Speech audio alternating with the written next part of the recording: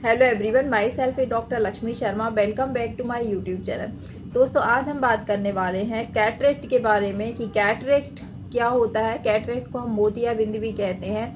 मोतियाबिंद के क्या क्या कारण होते हैं, साथ ही इसके ये कितने प्रकार का हो सकता है, साथ ही जानेंगे इसके बेस्ट होम मैनेजमेंट के बारे में और बेस्ट होम्योपैथिक ट्रीटमेंट के बारे में। आज मैं आपको बताऊंगी कुछ ऐसी होम्योपैथिक दवाइयाँ जिनको यूज़ करके आप इनिशियल स्टेज ऑफ कैटरेक्ट को पूरी तरह से क्योर कर सकते हैं।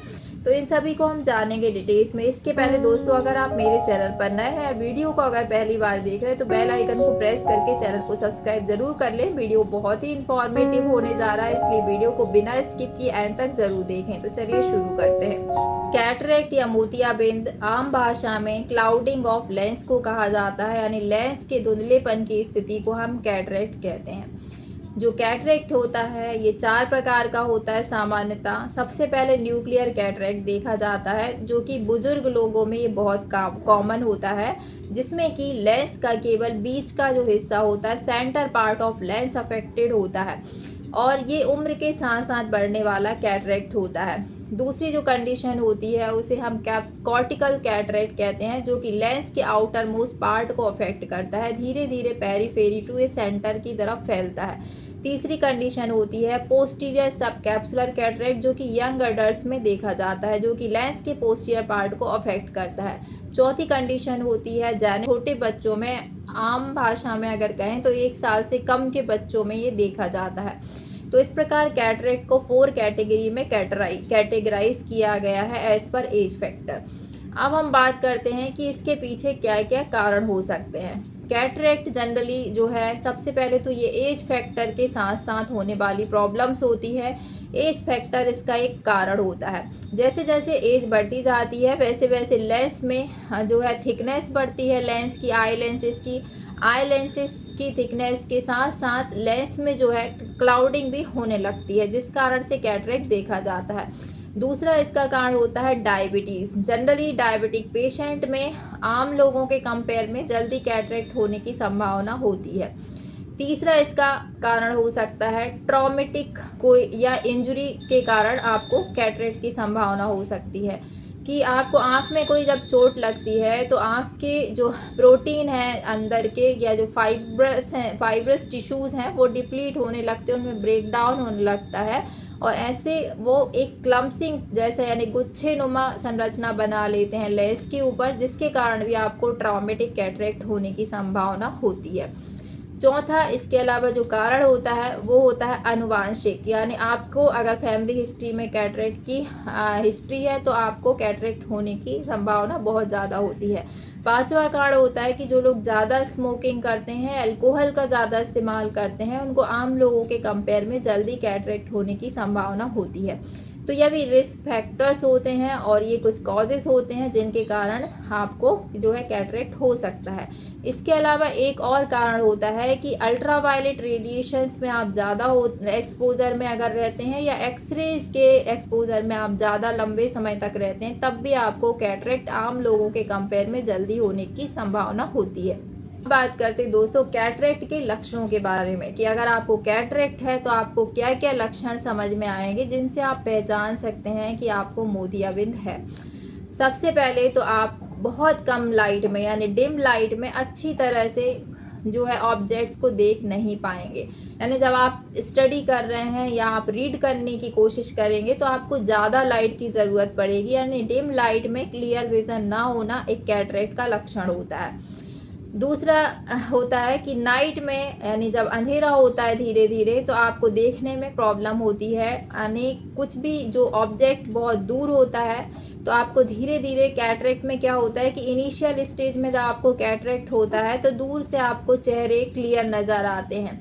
धीरे धीरे करके वो जो चेहरे आपको क्लियर नज़र आते थे वो थोड़े थोड़े धुंधले होने लगते हैं, और जब कैटरेक्ट बहुत ज़्यादा बढ़ जाता है तो आपको दूर से उन चेहरों को देखना भी मुश्किल हो जाता है। इवन जब बहुत ज़्यादा बढ़ जाता है तो आप बहुत पास से भी चेहरे आपको क्लियर नहीं होते हैं। तो ये कैटरेक्ट की स्टेज के अकॉर्डिंग आपको सिम्टम्स देखने को मिलेंगे।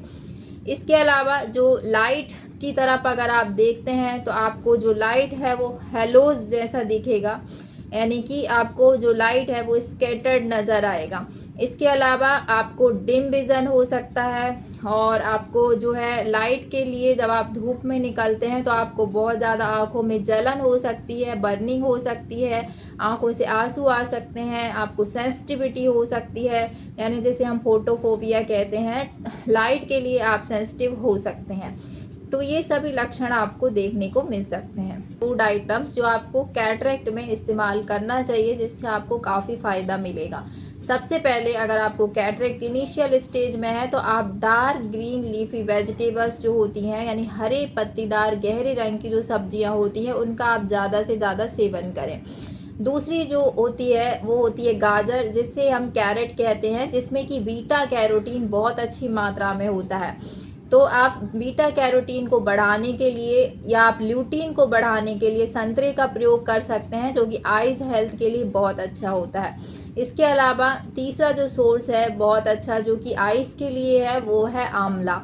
आंवला जो होता है ये विटामिन सी से रिच तो होता ही है, साथ ही साथ बहुत अच्छा एंटीऑक्सीडेंट होता है। ये आँखों में जो एज जनरेटेड जो मैक्युलर डिजनरेशन होता है या एज फैक्टर के साथ जो क्लाउडिंग होती है यानी जो कैटरेक्ट की संभावना होती है उसको रिड्यूस कर देता है। आंवला जो होता है एंटी एजिंग का काम करता है, साथ ही साथ इसके अंदर एंटीऑक्सीडेंट प्रॉपर्टीज़ होने के कारण ये जो है आपकी आँखों में जो ऑक्सीडेटिव स्ट्रेस है उसको कम करने में हेल्पफुल होता है। इसके अलावा आप ओमेगा 3 फैटी एसिड्स का ज़्यादा से ज़्यादा इस्तेमाल करें। ओमेगा 3 के लिए आप चिया सीड्स का प्रयोग कर सकते हैं, आप नट्स का, अखरोट का, बादाम का प्रयोग कर सकते हैं। इन जो ड्राई फ्रूट्स होते हैं उनके अंदर ओमेगा 3 फैटी एसिड बहुत अच्छी मात्रा में पाया जाता है। इसके अलावा आप वॉलनट्स का भी प्रयोग कर सकते हैं। ओमेगा 3 फैटी एसिड का काम होता है कि आँखों में जो इन्फ्लेमेशन होती है और जो स्वेलिंग होती है, बर्निंग होती है, उसको रिड्यूस करने में हेल्पफुल होता है। साथ ही साथ जो ड्राई आई की समस्या होती है, आँखों में लुब्रिकेशंस को बढ़ाने का काम करता है। तो आप ज़्यादा से ज़्यादा ओमेगा 3 रिच फैटी एसिड्स का यूज़ कर सकते हैं। तो ये सभी होममेड प्रोडक्ट्स जो होते हैं जो आपको हेल्प कर सकते हैं कैटरेक्ट की कंडीशन में। अब बात करते हैं दोस्तों इसके बेस्ट होम्योपैथिक ट्रीटमेंट के बारे में कि अगर आपको कैटरेक्ट की प्रॉब्लम है तो आपको कौन कौन सी जो होम्योपैथिक मेडिसिन है वो आपको हेल्प कर सकती हैं, क्योंकि कैटरेक्ट एक ऐसी स्टेज होती है जो धीरे धीरे डेवलप होती है। इसलिए होम्योपैथी में आपको जो मेडिसिन मैं बता रही हूँ वो आपको 5 से 6 महीने लगातार आपको प्रयोग करना पड़ेगा, जब आपको अच्छे रिजल्ट मिलेंगे। Even initial stage of cataract में ये दवाइयाँ काफ़ी बेनिफिशियल होती हैं।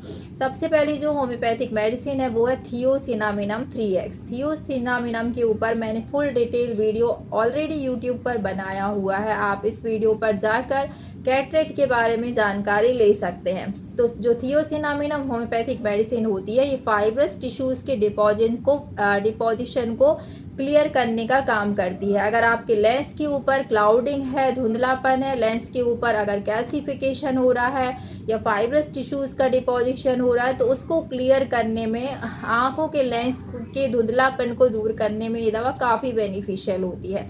थियासिनम होम्योपैथिक मेडिसिन को टैबलेट फॉर्म में आती है। 4-4 गोली आपको सुबह, दोपहर, शाम दिन में 3 बार प्रयोग करना है। इसको 6 महीने आप लगातार प्रयोग करें, आपको काफ़ी अच्छे रिजल्ट मिलेंगे। दूसरी जो होम्योपैथिक मेडिसिन है वो है Calcarea floor 12x। 12x power में आपको Calcarea floor bio combination medicine का प्रयोग करना है। इसको भी 4-4 गोली सुबह, दोपहर, शाम दिन में 3 बार आप प्रयोग करें। डायरेक्ट आपको टंग पर लेना है, या इसका एक और तरीका होता है कि थियोसिनामिनम या जो कैलकेरिया फ्लोर अगर आप ले रहे हैं तो इनमें दोनों मेडिसिन में 5-5 मिनट का आप गैप रखें जब भी आप लेते हैं इनको 3 बार। और साथ ही साथ अगर आप इनको हाफ कप गुनगुने पानी में मेल्ट करके इन टैबलेट्स को डाल दीजिए, चारों टैबलेट्स को, जब ये घुल जाती हैं तो उस पानी को आप ले लीजिए। इस तरह से भी आप इनका प्रयोग करेंगे तो आपको और भी बेहतर रिजल्ट मिलेंगे। तीसरी जो होम्योपैथिक मेडिसिन है वो है कॉस्टिकम 1M। कॉस्टिकम 1M को आपको वीकली यानी हफ्ते में केवल 1 बार प्रयोग करना है, और इस मेडिसिन को भी आपको 2 से 3 महीने लगातार वीकली प्रयोग करें तो आपको जो कैटरेक्ट की प्रॉब्लम है पूरी तरह से ख़त्म हो जाएगी। तो इस तरह से आपको इन तीनों दवाओं का प्रयोग करना है। तो आप देखेंगे कि आपकी जो भी कैटरेक्ट के जो सिम्टम्स आ रहे हैं वो धीरे धीरे कम होने लगेंगे, आपके विज़न में इम्प्रूवमेंट होने लगेगा। साथ ही साथ जो इनिशियल स्टेज ऑफ कैटरेक्ट है वो पूरी तरह से इन दवाओं के थ्रू क्योर किया जा सकता है। हो सकता है कि आपका जो कैटरेक्ट हो सेकेंड स्टेज में भी इन मेडिसिन से क्योर हो जाए। तो आप इन मेडिसिन को किसी भी सर्जरी में जाने के पहले आप इन मेडिसिन को ज़रूर ट्राई करें, आपको बहुत अच्छे रिज़ल्ट देखने को मिलेंगे। मुझे उम्मीद है दोस्तों आज का ये वीडियो आपको ज़रूर पसंद आया होगा। वीडियो अगर पसंद आए तो वीडियो को लाइक शेयर करना ना भूलें। चैनल पर अगर नए हैं तो इसी तरह के और वीडियो के अपडेट्स के लिए चैनल को सब्सक्राइब ज़रूर कर लें। मिलते हैं नेक्स्ट वीडियो में इसी तरह के और अपडेट्स के साथ। तब तक के लिए bye bye. Thanks for watching.